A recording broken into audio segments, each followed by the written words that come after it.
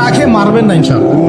রিজিক আছে, খাবো ইনশাআল্লাহ, কিন্তু হয়তো বা অভাব হবে, টাকা পয়সা একটু কম হতে পারে, অন্যের 10 তলা ফ্ল্যাট হবে, আমার হবে না, ঠিক আছে, অন্যের এত বিঘা বিঘা জমি আমার হয়তো হবে না, কিন্তু ইনশাআল্লাহ তাআলা এই যে দুনিয়ার মুসাফিরের জীবনটা, এটা মুসাফিরের জীবন না, মুসাফিরের জীবনটা কেটেই যাবে ইনশাআল্লাহ। কাটবে না? যে কোনো ভাবে কেটে তো যাবেই ইনশাআল্লাহ। এই যে পরকালের জীবনটা একটা চেতনার শক্তি, জানেন, দুনিয়াতে যত বাধা বিপত্তি আসুক, গাল মন্দ খান, গীবত তহমত খান, কষ্ট হোক, নির্যাতন হোক, একটা বিষয় মনের মধ্যে শান্তি দেয়। কি শান্তি? যে এই দুনিয়ার জীবনটা তো আর চিরস্থায়ী নয়, এটা তো আর সারা জীবন থাকবে না। ইনশাআল্লাহ এই অবস্থা আস্তে আস্তে পরিবর্তন হয়ে যাবে। ফাইন্না মাআল উসরি ইউসরা, পরকালে ইনশাআল্লাহ পাবো, দুনিয়াতে না পেলে কি হয়েছে, পরকালে পাবো ইনশাআল্লাহ। যুবক ভাই, এসব জেনা ছেড়ে দেন, আল্লাহ রাব্বুল আলামিন আপনার জন্য হুর রেখেছেন জান্নাত, ইনশাআল্লাহ পাবেন ইনশাআল্লাহ।